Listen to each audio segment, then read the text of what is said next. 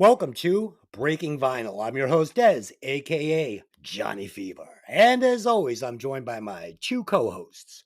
First up, the podcaster coming through in high fidelity, Evil Ed. What's up, Ed?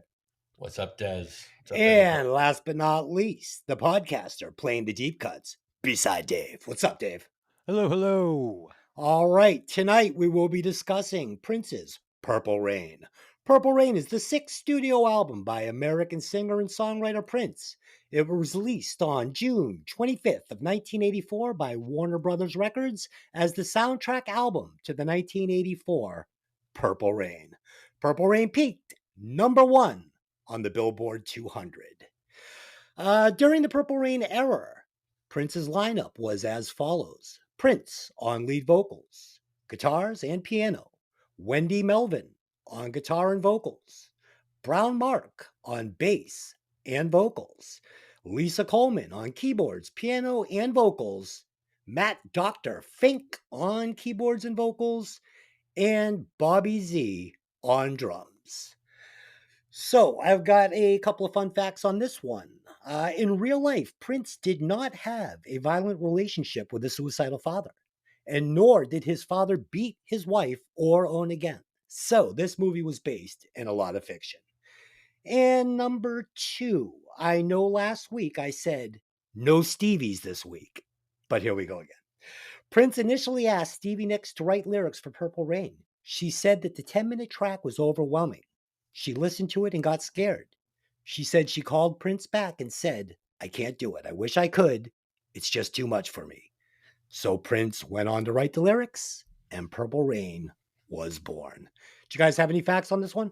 Yeah. I pulled up a couple. Total sales standing at 25 million copies worldwide, making it one Damn. of the best selling albums of all time. Wow. Uh, Rolling Stone 500 greatest albums of all time list of 2020 came in at number 8. Hmm. Pretty strong. Yeah. And the week the Purple Rain movie opened, July '84, Prince became the first artist to have the number one album, single, and film in the country simultaneously. Wow. Okay. So batting a Big. thousand on this album. Yeah. No Ed, kidding, right? what do you got, Ed? I got that this album spent 24 consecutive weeks atop the Billboard 200, Wow. and in total, 122 weeks on the charts. That's Wow. 2 years and 18 weeks, almost 2.5 years on the chart. I mean, that's just crazy. It's unbelievable. I mean, it's because it was tied to that movie, and the movie was such a Oh, obviously, success. yeah. I mean, it was a perfect storm for Prince in 1984 with this record and movie. Yeah, and another interesting fact, this is also the first time Prince really gave any credit to other musicians. Hmm. He gave The Revolution a lot of writing, arranging credit on this, and that was a first for him. So, Yeah. what a difference, too, because, I mean, this Yeah. album's just a beast. Oh, is it? Okay. Well, So, no, and I get this, and I know where you're going to go. well, And there's a lot to unpack here on this album, and I have made a vow on this show not to let an album rest on its reputation. nope, Okay. absolutely. Not going to let an album rest on its reputation. I don't care how many it sold. I don't care what I remembered as a little kid. I'm listening to the album as an adult, and I have to rate it and discuss it and break it down the way I heard it. And I listened to this one 3 times. When I put it on the first time, I was like, wait a second. This isn't what I remembered hearing the first time. And then I listened to it again, and I listened to it again today. So let's get some opening thoughts on this one. I'll start us off. Hold on. Before you start, Go did ahead. you guys have a problem separating listening to the album from picturing the movie and following the soundtrack with the movie? Because Not there are some songs that I'm like, I know, like the song fits the movie so good, but the song on its own is just oof. Yeah, it works better if this album. Okay, so you nailed it, Ed. This album is way better if you're watching the movie while you're listening to it. Yes. Like way better because it distracts you from the enormous potholes in the production and the execution of these songs, which we'll get into because it blows my mind some of the choices that were made here. Oh, I can't wait. I can't But wait. okay, so let's get into it. So as we learned last week, in 1984, I was a young man. You like these stories? Searching for an identity. So I remember the first time I saw Purple Rain, the movie. So this was my first introduction to this, and it inspired me. I finished watching the movie, ran into my mother's closet and grabbed the white ruffle shirt. I was going to wear it to school. I put it on, looked at myself in the mirror, and I said, if I wear this to East Junior High School, I am going to get my ass kicked. So I took the shirt off, but I did go out, I bought the album, and I listened to it on a loop. I was influenced heavily by the movie. And I think this goes back to what Ed was saying. As a child and as not really a musician at the time, I was sold on the visual of this album in the movie. So yeah, that's my memory of it. Ed, you've obviously listened to this front and back before preparing for this podcast. Yes. What are your memories? This is just this album. So many good memories. Just it was a good time in my life when I was a kid. Weirdly enough, and this is kind of awkward, my best friend at the time, I remember I would sleep over his house all the time, and his older sister had a big poster on her ceiling above her bed of Prince Oh shit! standing in a bathroom in a Speedo. Oh fuck! And I remember going, who the hell is this? And then I heard this album and went, oh shit. Oh my god, that's awesome! Above Taped to the ceiling above her bed. her bed, yeah, yeah. Amazing. It was so good, so good. But yeah, I mean, it was just a great time. Um, and I think the album to me kind of exposed me to a lot of the not so sunny 1950s perfect family. Yes. So it was a nice little, oh wait, you know, everything isn't always good. It So was a so powerful movie, and Prince delivered a fucking amazing performance for a musician transitioning over to the screen. Dave, what were your? You've obviously heard this front to back before preparing. Oh yeah, yeah. We Okay, we we all grew up hearing this. okay, You hear the hits on the radio. I saw the videos on MTV growing up. He was huge. yeah, Back in the mid '80s, you couldn't get away from Prince. yeah. Didn't hear the entire record until the '90s. I picked up the cassette from a used record store in Boston, and then got to hear the whole work together. Recently picked up the deluxe edition too. Oh Um, wow, yeah, yeah, sweet. awesome. All right, so let's get into the track breakdown. So it opens up with "Let's Go Crazy," obviously a kick-ass song. Um, Prince replaced the word Satan with elevator, which I thought was a clever play on words. And he also replaced the word God with let's go crazy to get around the fact that at the time you couldn't really say God on the radio and get heavy airplay. So it was a clever play on words. And we get some heavy-handed symbolism on this album, like religious overtones. A lot of this is going on. We're going to get this like sermon-like intro. Dearly beloved, we're gathered here today to get through this thing called life, and we're also going to get this like kind of funeral procession organ-like solo on this. So this album is it's pretty cool in that way. But as soon as the track started, I was like blown away and disappointed by how simple this drum track is. And I mean simple like some of my first demos, like when I didn't even know how to use the drum machine. Like this is like someone just push play, let a drum track run through the entire track, never hit the fill button once. It's fucking terrible. And the song is so good. So I A B'd it with another track from the time that used drum sequencing and mixed it with real drums. And that was Hungry Like the Wolf by Duran Duran. And the drum track is miles above this dynamically.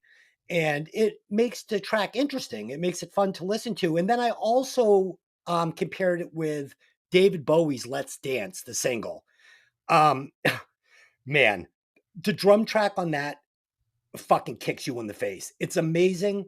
And these other artists were building these great hits on these amazing foundations, which were making these songs reach levels that Let's Go Crazy just, it could never get there being built on these drum tracks. And it's a shame because it's an amazing song.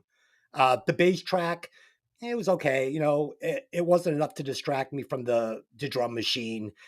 And a lot of the bass on this album gets lost in a kind of a muddy production. The end guitar solo was excellent. The sound was excellent. The riffs were excellent. And Prince is, in my opinion, by far the most underrated and under acknowledged lead guitar player of all times. A lot Oh of yeah. people, yeah, a lot of people Mhm. don't even know he is a lead guitar player. And I've seen him shred in group settings, like with Tom Petty and stuff, where he's playing solos that like would rival Slash on his best day.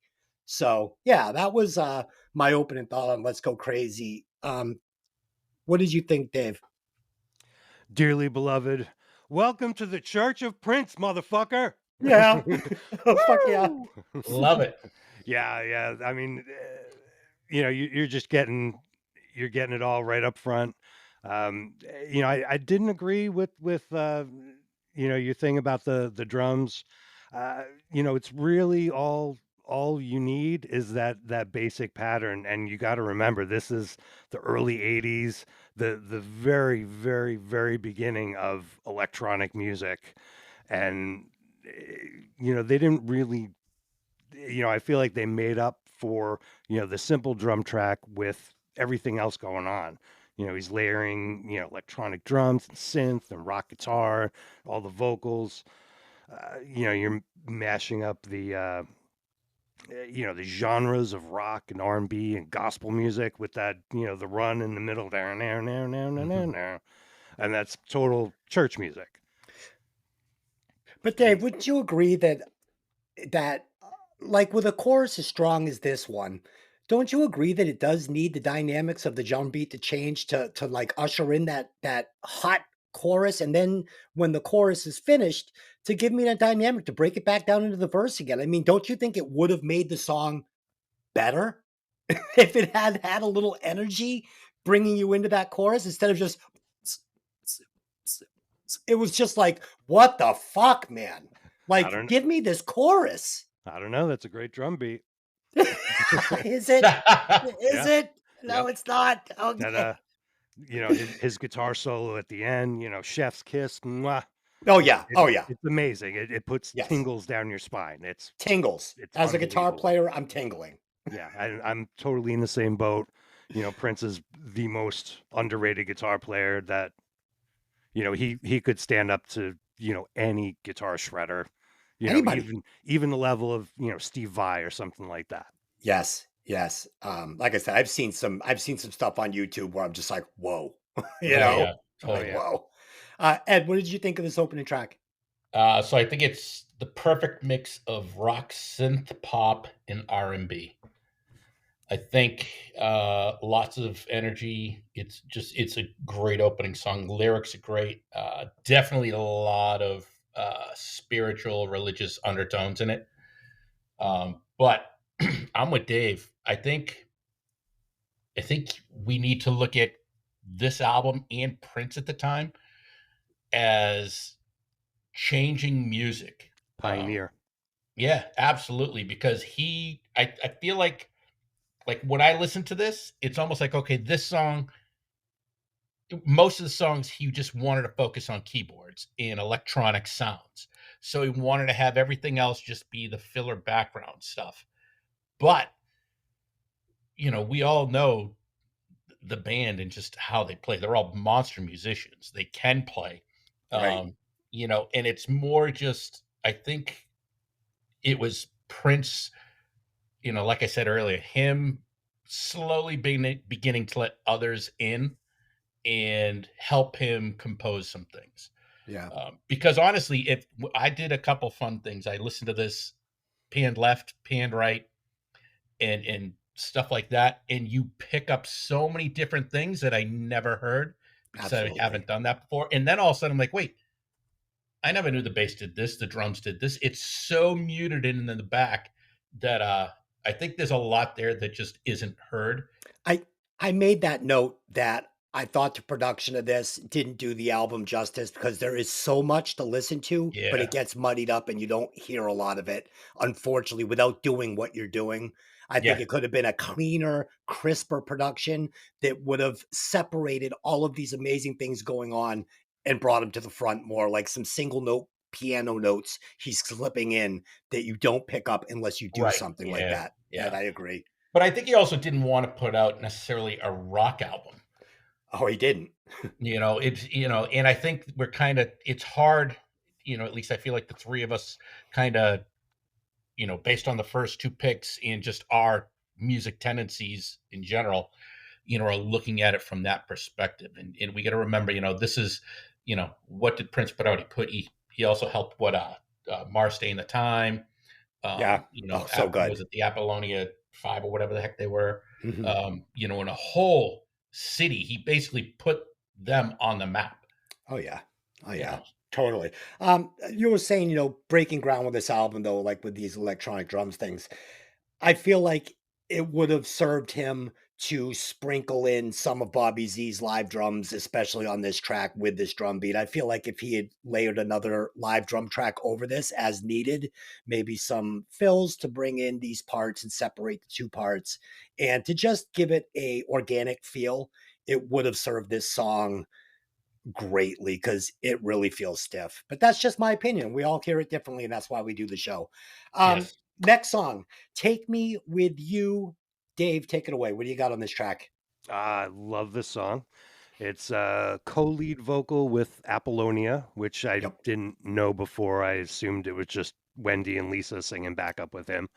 Right. Um, they brought in some real strings to play on there, violin and cello.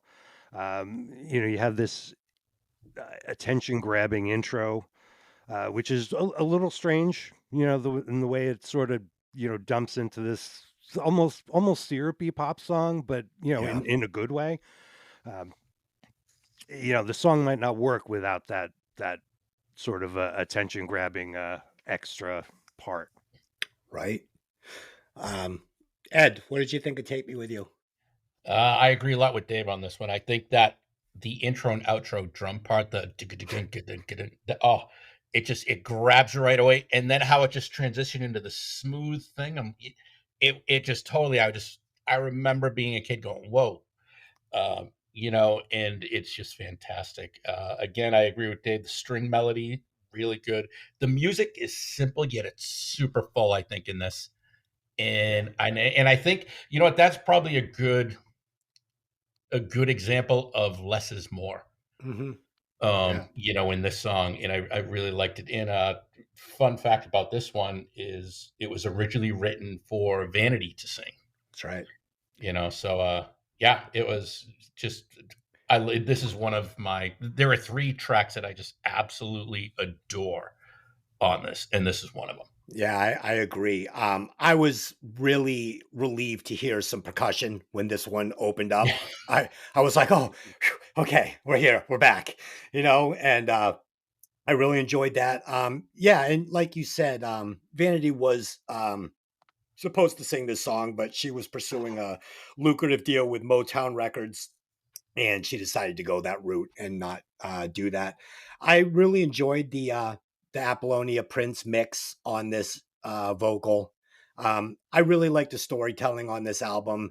It's touching. I mean, we'll get to it, but I mean, there's a couple of tracks on this album that made me feel melancholy. It touched me in that little spot, like maybe reminded me of a breakup in a summer or whatever. And yeah, I mean, he was touching some notes inside me anyway.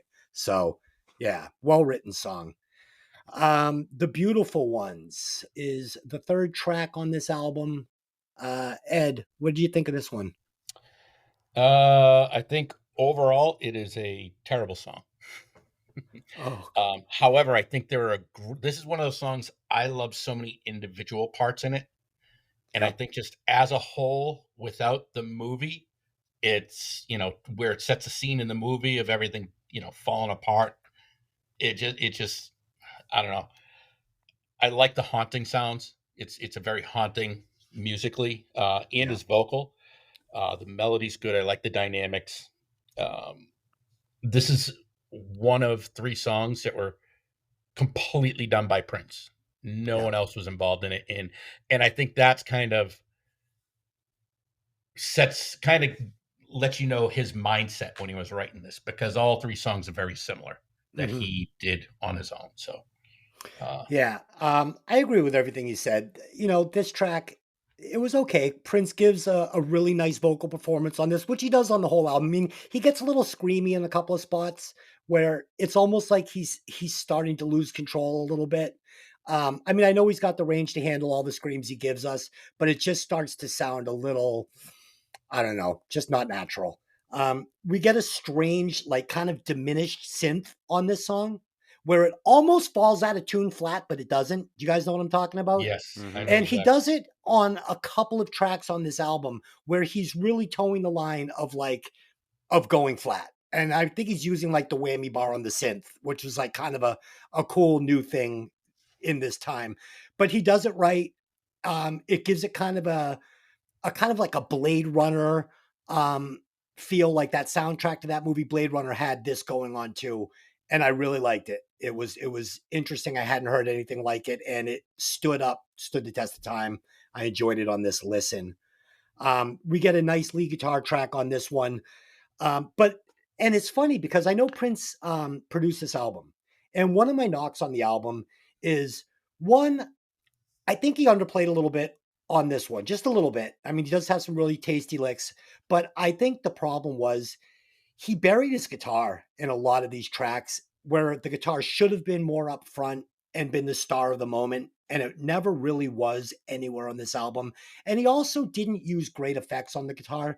I wish in some spots he had stuck more to his roots and maybe just made it crisper and cleaner and just easier to hear every note he was playing, because he was playing some very nice notes.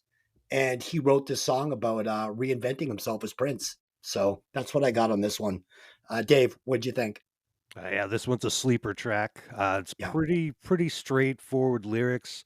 If somebody else had taken these lyrics, they would have turned it into a bad song. Yeah. But I like this song. Uh, Prince did a great job with it.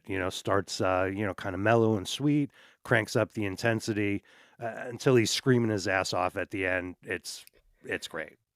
Yeah. With the screaming at the end, though, again, for a guy with the talent of Prince and that R&B voice that he's got, I felt like he was towing the line on this one for it not quite working with the song for me. I mean, he was on Yeah, the edge. I know what you mean, that he went, just Y- a little bit off the rails and Yeah. maybe a little unhinged, but Yes.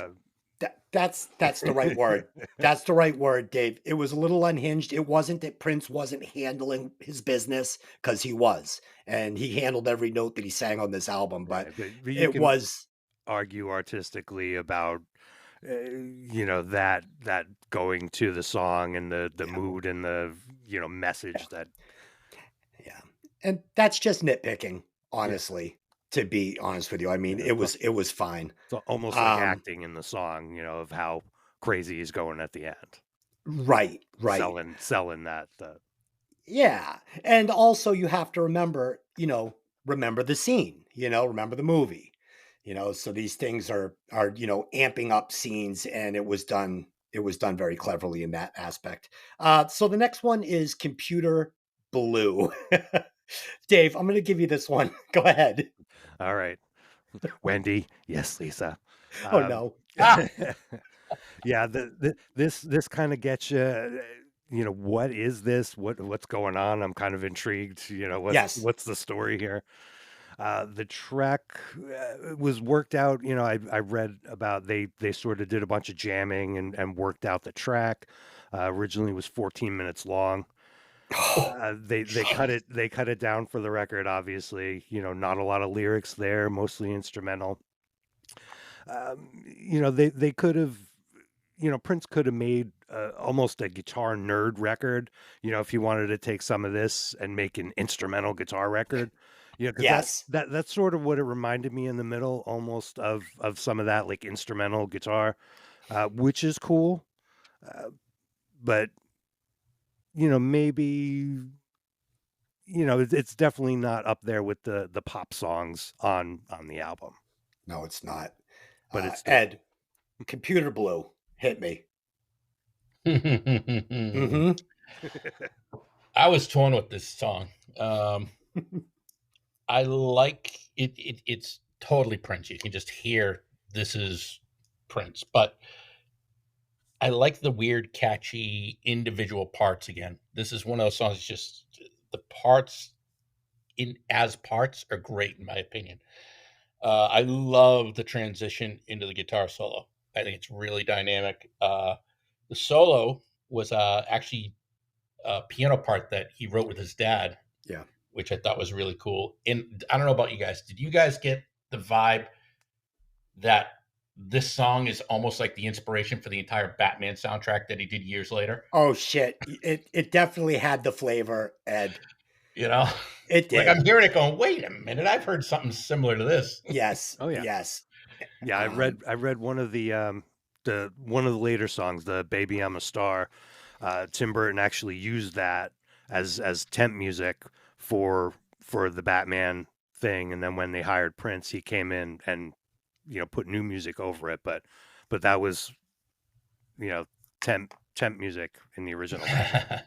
I remembered this song being the intro to Darling Nikki. So I remembered it being, Mhm. Lisa, yes, that whole thing. And I was like, oh, cool. I remember this. This is great. And I love that little part. And then the song just doesn't make sense to me. It's like 5 songs in one song. Yeah. None of them are great. This is a filler track. And here's the problem. There's only 9 tracks on this song. One of them is 10 minutes long. And there's 2 filler songs on this album. So that's going to leave us 7 songs. One of them that's 10 minutes long. Okay. I wish with this song, we had just got the intro with Lisa talking, right? And then it goes from that right into Darling Nikki as kind of like a setup where you hear the 2 women being sexual with each other, and then it goes into Darling Nikki. But it's not what we got. And if this was going to be there, I really wish Prince had like fucking grabbed that purple guitar, that fucked up looking guitar, and fucking given me a solo that made my jaw hit the floor. Like, just do it, man. Just turn on the Marshall and play a fucking guitar solo, take some of the effect off it, and fucking knock my socks off. I know it's not a rock album, but this was a missed opportunity, in my opinion. And the song didn't make sense, and I didn't really care for it. Just my opinion. Next song, Darling Nikki. This is great. Ed. I have so many just thoughts of this song. For one, being a young kid hearing this song, you're like, ooh. Oh yeah. But it's another Prince composition. Super dark, kind of depressing song. It's a great love-hate relationship, the lyrics, the whole thing. However, the double bass at the end, followed by the backward track that sounds like gospel almost. I think that's great. However, I do a side story. I was in a basement club somewhere in New York City years ago, and there was some like punkish style band playing, and they played this song and they killed it. Like they took it just enough to make it their own, and I was like, damn, these guys really turned this into something great. Wow. I'd like to hear that. Yeah. Yeah. So with this song, the story is what drives the song, the story he's telling you. And again, this goes to the fact that this is a soundtrack to a movie, and this is almost like a concept album. And wouldn't you agree? Yeah, totally. I mean, to a point. I found the production on this song and the album to be messy, unfortunately. Again, it's a jumble. It's hard to hear the individual tracks that are going on. It's hard to make out the details. The lead guitar was too far back in the mix and over affected. I wish he had gone cleaner and crisper on this one. And maybe that guitar could have cut through all the synth a little bit and it would have been a little more effective. And I'm not sure if this is true, but I think the backward message is the Lord is coming. The Lord is coming soon. Isn't that, did you guys read that? Yep. I actually took it and put it in my sound program and reversed it. Nice. And checked it out. Yep. It's hello, how are you? I'm fine because I know the Lord is coming soon.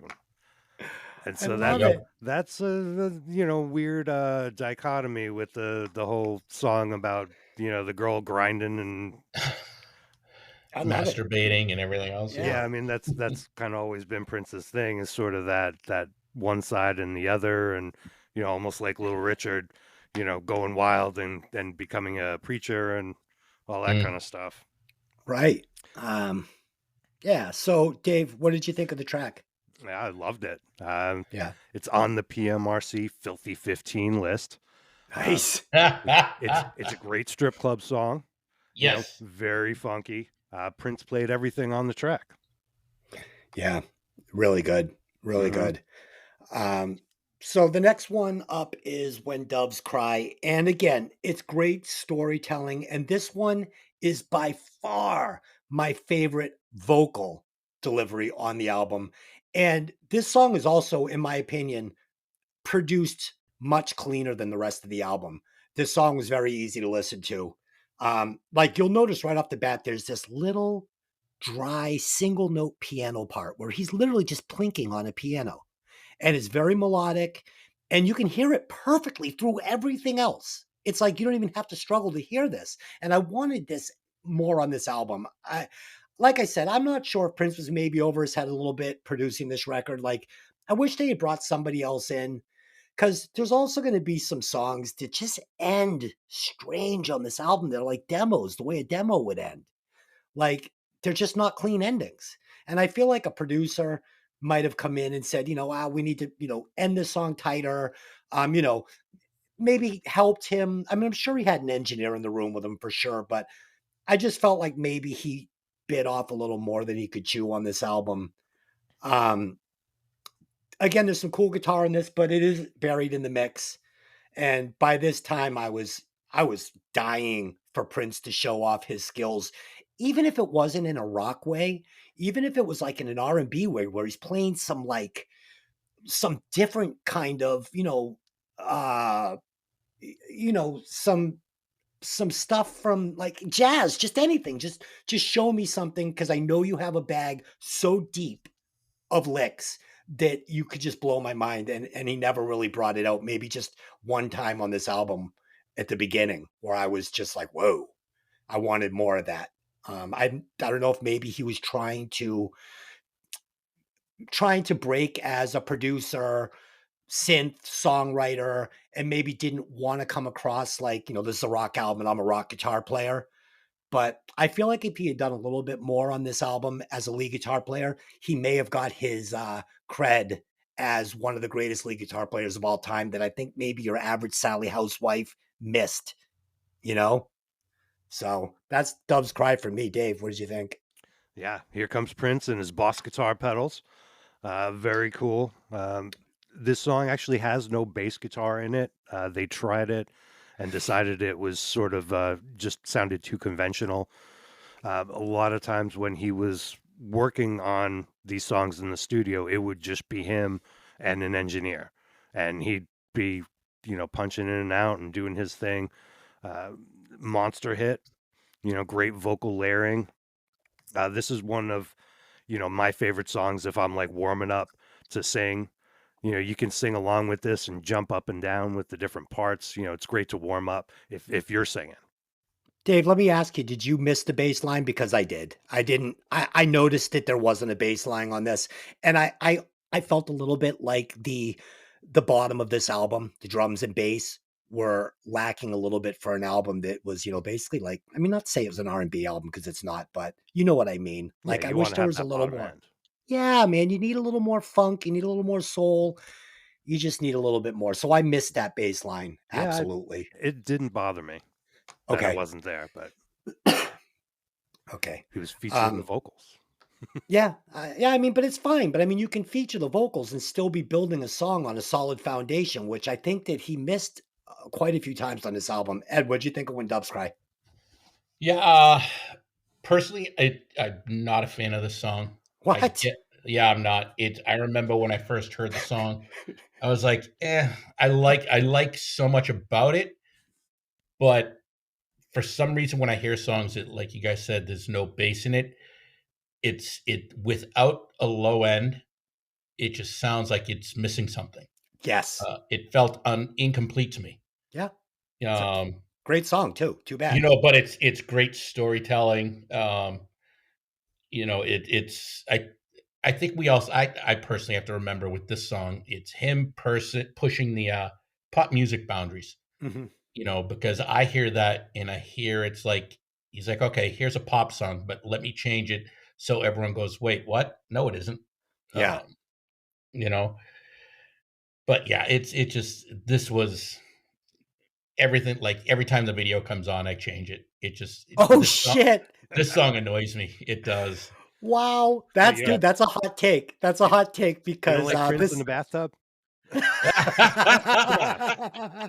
Everybody likes that. Awesome. Well, Oh, we know my friend's sister did, so oh shit. I you get a love it. poster of it. Yeah, we know why that poster was taped above the bed. Yeah. All 4 of them. Yeah, that's a hot take, Ed, because that's a great song. Next track on this is I Would Die for You. I'll take this one. This track has lots of heart lyrically. It's one of those songs I listen to, and I mean, you can't help but to look at your wife and just go, I got your back, baby. You know, um, but by this time in the album, the stiff drums with no dynamics were fucking grinding. They were grinding on me because I'm listening to this album. I'm like, these songs are fucking great, but they have no soul. They've got no backbone. They've got no rhythm section. They're just built on these dank drum beats that they suck. These drum beats suck. I'm sorry. I don't care if he was breaking down. They're just not good. You go back and like I said, and you listen to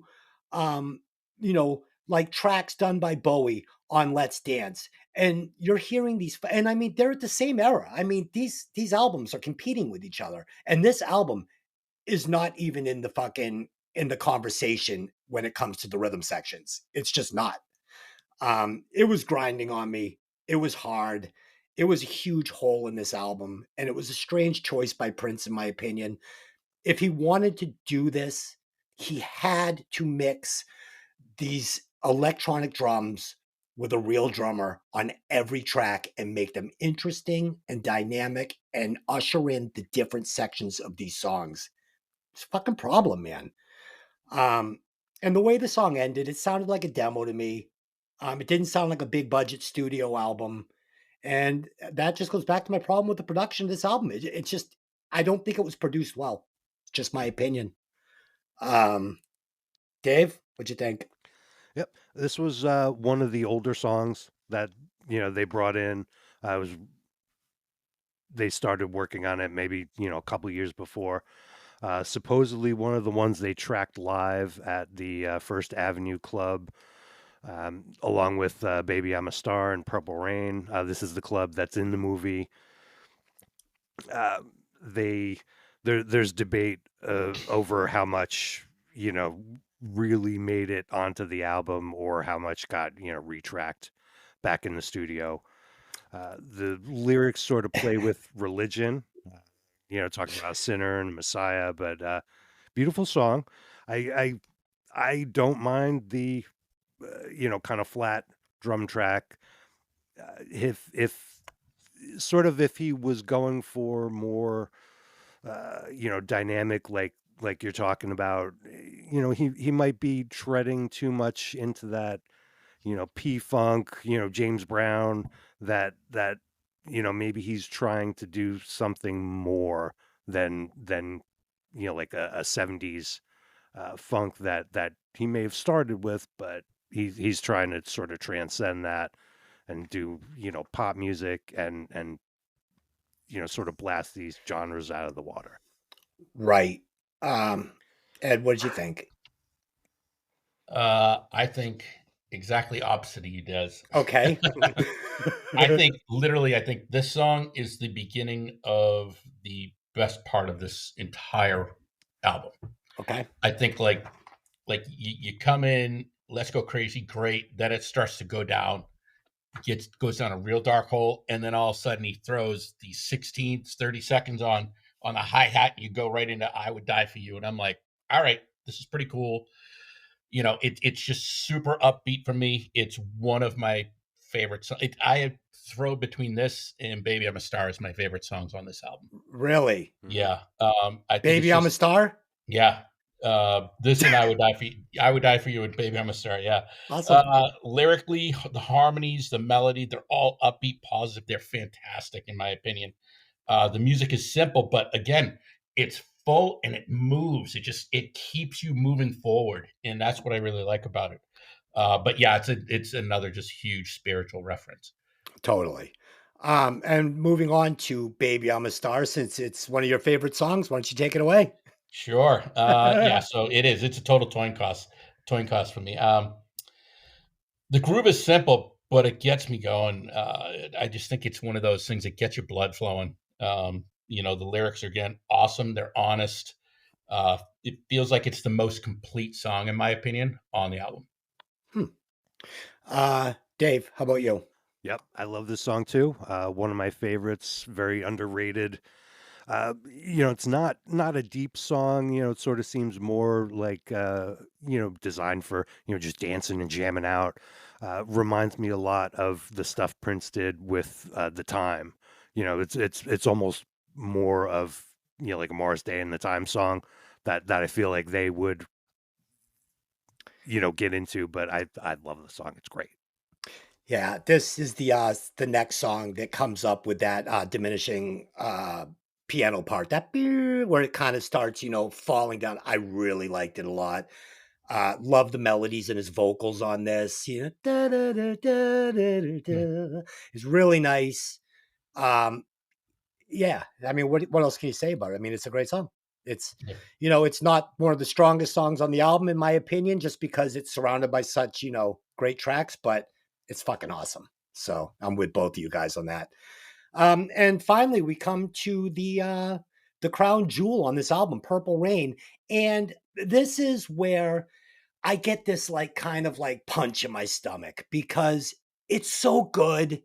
The drums are so good on this. We're finally going to get this organic live drum track where this drummer is playing and the whole thing sounds warm. It sounds organic. It's got feel. It's got dynamic. It's got bass.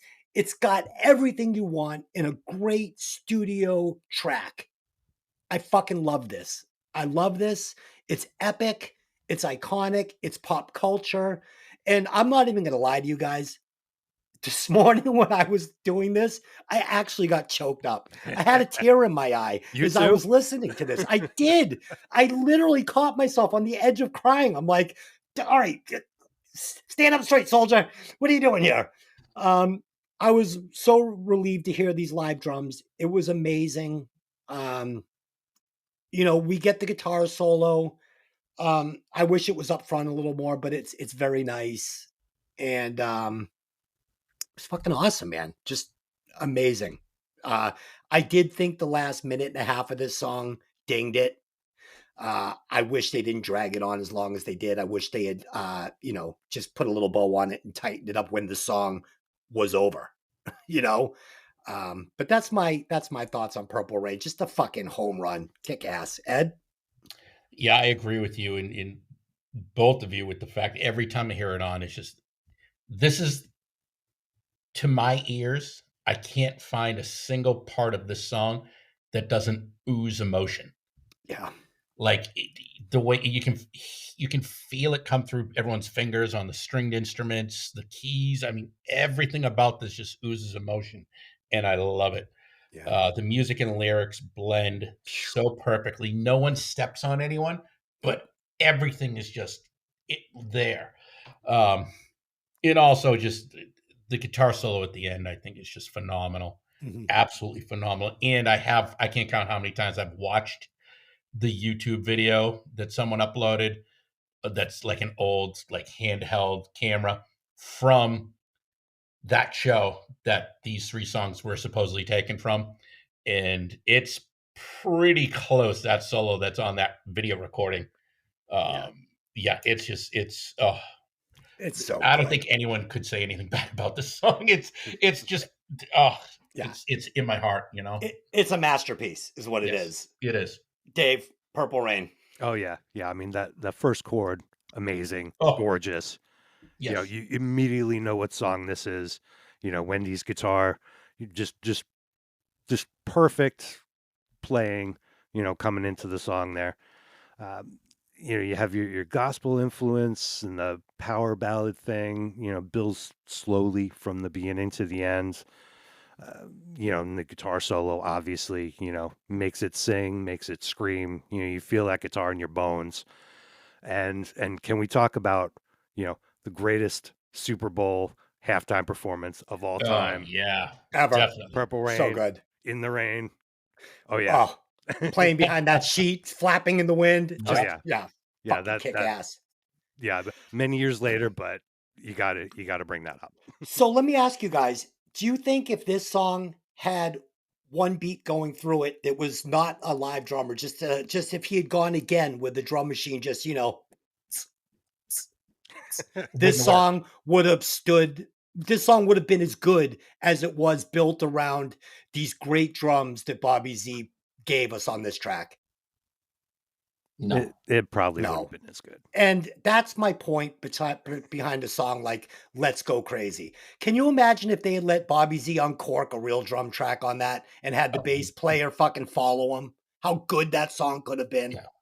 Yeah. That's the only point I'm making. It's not that Let's Go Crazy isn't fine, because it is. I mean, like Ed said, fucking album was like number one for an eternity. Obviously, it's great. So I don't want people to think I'm bashing Purple Rain, because I am not. I'm just saying that I think some of the choices that were made were questionable, especially when you have a guy like Bobby Z that can obviously deliver a great drum beat. Yeah. So those are my points. That's all. Okay, guys. So if you Hold on. had, oh, go ahead. Did we discuss why what Purple Rain means or what it supposedly means? Well, if you ask Craig Sphere, it's Purple Vein, actually.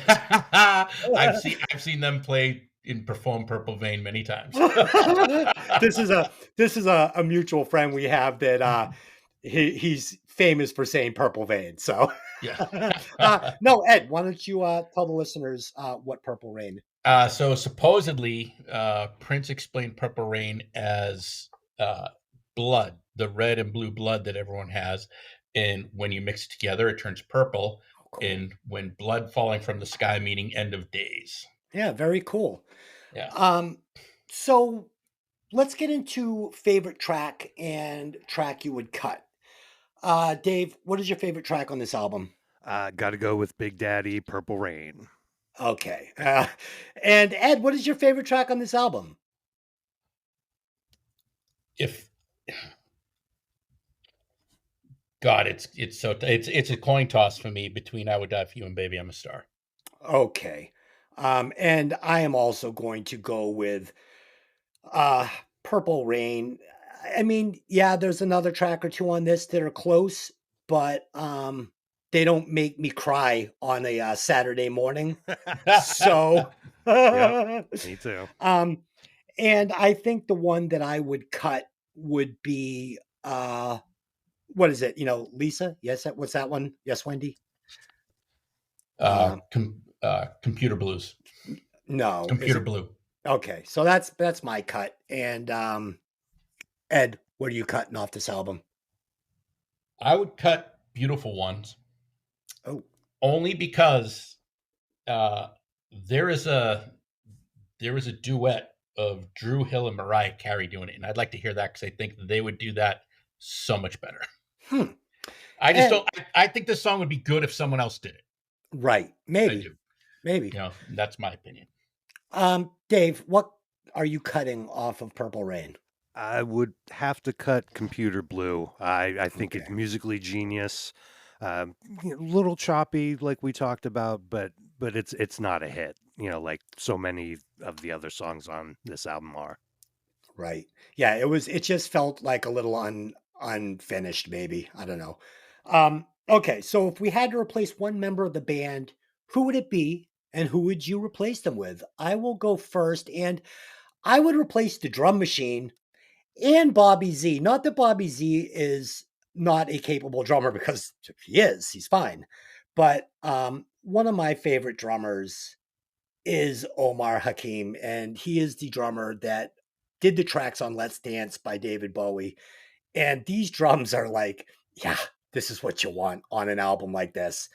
It would have pushed this thing to another level, in my opinion. Um, Ed, what do you think? I'm with you with the drums only for the fact that, like you said, it's a drum machine, most of it. I would like to hear what Stuart Copeland would put behind all Mm, these tracks. yeah, I'm up. And remind our viewers what they might have heard him on. Every Police album. Okay, yeah, yeah. And you know what's great? I love for my choice and your choice, both of these drummers are in this vein of music. So Yep. I think both of them could have pulled it off masterfully. And I really like that choice because I'm a Yeah. huge fan of him as well. Dave, go ahead. All right. So all the members of the Revolution contributed Phenomenal. musically to, Yeah. to this album. Lyrics were all Prince, but they did help with the music. I would replace Mark Brown on bass. Nothing personal, but he's the bass player. Right. I would replace him with a clone of Prince. Oh, cool. It's not fair to him though, because and the same with Bobby Z. It's not fair to pick on these guys because obviously Prince put a governor on them. Oh You yeah, know, one he hundred did, percent. Yeah, yeah, he didn't allow them to bring anything to the album. So, he's the guy steering the ship at the end of the yep, day, yep. and he played some of these songs. He played everything on. Mhm. So Yeah, and not and yeah, I feel like if he had let these guys uncork a little bit, we would have got a better album, 100%. I think he got a little too clever for his own good on this album. Um, all right, so final thoughts. Um, while listening to this album again, it settled in my mind who the king of pop was in the 80s, okay? Prince was by far the superior musician to Michael Jackson, but Michael Jackson, along with his album Thriller, was the king of pop in the 80s. I went back and listened to Thriller. Yeah, okay, that's a fucking studio album. Every song slaps. It's fucking great. He didn't overthink it. He just said, bring me the best musicians and I want your best performances, right down to Eddie Van Halen. So he knew what he wanted and it came across, and he wasn't trying to produce Thriller. He just said, let's fucking do this thing. And he did. So he's the king of pop in the 80s in my opinion. Um, this album, the production and the drums did not stand the test of time. Uh, Prince was beyond talented as an actor, musician, songwriter, producer, everything. I'm a huge fan. I'm not shitting on him. I'm not shitting on this album. It's fucking amazing. There were just some choices that were made that maybe I think were questionable. And I think maybe he wasn't quite ready to produce an album. He overthought this one. So my watt score is 73 watts for Purple Rain. And it's only because of some choices that were made. But as a body of music and songs, I mean, come on, it's a 100-watt album, but I have to give it 73 because I can't look past the holes in the album. Um, Final thoughts on the album, Ed. I love this album. When this came out, I probably went through 2 or 3 copies of it before it. I just have to throw them out because it wouldn't play anymore. Right? Okay. um, and I think it was just this was the perfect album for me at the perfect time, and I just love it. So I like it. It kind of introduced me to the electronics end, which unfortunately with electronics, as technology advances, electronics sound very dated. Yeah. And that's really, like you said, it's the only real shortfall on this. I agree. If this was more like compose it all you want on the electronics, but then record it with live session players or the Revolution, whoever you want, I think this would have been probably the perfect album if he did that. But because of that, to me, this is a watch score of 89.99. 89.99. Ed, and with the comment you just made, I would like the listeners to remember that Duran Duran was cutting the same ground. The only difference was they Yep. were mixing their sequencers with live drums, and it made Right. all the difference. Dave, Huge difference. please give us your final thoughts on Purple Rain and your watt score. all right, this is my favorite Prince album. He integrated different styles, live and electronic instruments. He really was big part of the sound of the 80s with his own music, writing songs and producing, The Time and Sheila E. and other people. He had so much going on that his hands all over a lot of stuff. Um, the band was mixed, boys and girls, multiracial. With Prince being the engine, so that was kind of a cool, um, thing that didn't happen a lot before then. I really love this record. I'm gonna give it an 84 for the year that it came out. Oh, dude, I like your style. That's cool. Okay, so Ed, with my watt score of 73 watts, your watt score of 89.99, I like you keeping it a little off tilt so we don't get too many repeating scores. And with Dave's 84 for the sweet ass year of 1984 when I became a man. Will you please calculate the scores and tell us how many watts Prince's Purple Rain is pushing? Prince's Purple Rain is pushing 82.33 watts. 82.33 watts. I really like this. I was worried it wasn't going to do what it needed to do this week, but it did. So Dave, with a score of 82.33 watts, where does Purple Rain land on the Breaking Vinyl music chart? Purple Rain is our new number one. All right. So next week on Breaking Vinyl, we will be discussing Velvet Revolver's Contraband. Possibly one of the greatest rock albums of all time, if not the greatest rock album of all time. It's But we'll get into it. Yeah, we'll get into it. Okay, Dave, sorry, Ed, will you please tell the listeners where they can find the show? And this time, give them the map. Give them the map. All right. You can find us on Facebook and Instagram at Breaking Vinyl Podcast. You can find us on Twitter at BVinylPod. Please follow us every chance you can. Yes, and wherever you're listening to the show, I ask you, please. We do this for free. We do it for fun. The only thing we ask is that you leave us a 5-star review, you share it with your friends, and that helps the podcast grow. And eventually we will ask for your money because I see you out there listening. Okay, so we do have a sister podcast called Hey, Did You Ever See That Movie? So if you like movies and you like to hear people break down movies, go check it out. It's on all the same platforms you found this. That is Hey, Did You Ever See That Movie? Until next time, take those records out of the sleeves and let the music breathe. See you later. Bye. Bye.